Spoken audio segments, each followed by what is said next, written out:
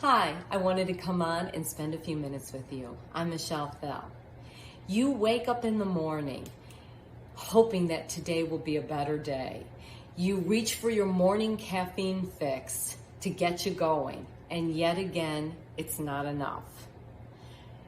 You feel drained before you even start. Low energy affects many, but especially women. We are the caretakers, and most of the time we're taking care of everybody and not taking care of ourselves. Now, maybe you just think, I need more sleep. And if you do, you probably do.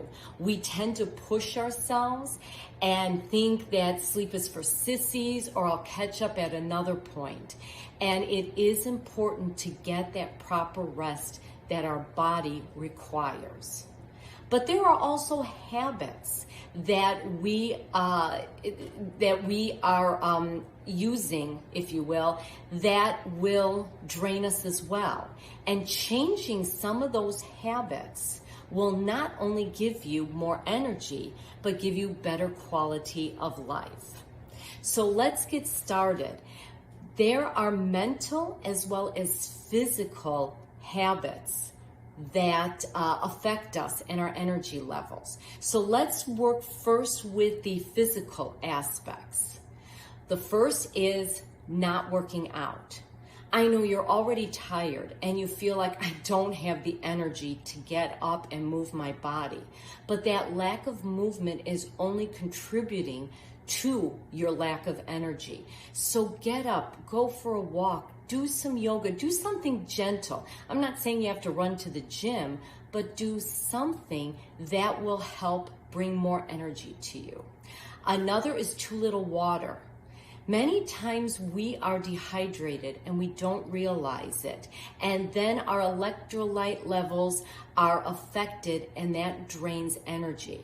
It also affects the brain, and we tend to lack focus and concentration when we've had in too little water. Another one is processed foods. Yes, we might get that sugar rush, that surge of energy when we eat something processed, but after our blood sugar levels balance out, then we start crashing.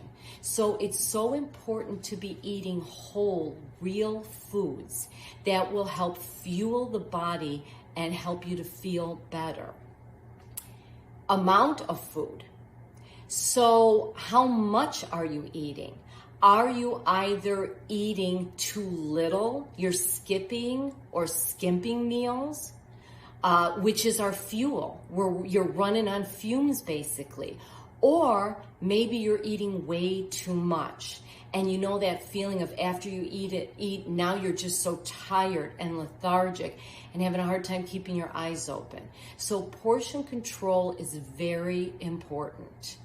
Another is food sensitivities. Now, you might not actually be diagnosed with an intolerance or an allergy, but there are certain foods that tend to have a reaction in our body. The most common are corn, eggs, soy, gluten, and dairy, and they affect our systems. So pay attention to how you feel after you're eating certain foods. Mental habits that drain the energy. Stress. Stress plays a role in draining our energy. It's both mental and physical.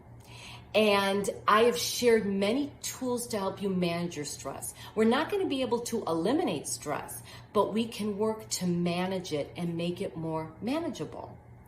Not living in the present moment. So how many of us are living in the past with the regrets, the things we cannot change, or we're living in the future with the fears, the things that might not even happen? We need to live more in the moment. What is happening today? As they say, the past is history, the future is a mystery. Live in the present and find the gifts that it has to give you. Anger.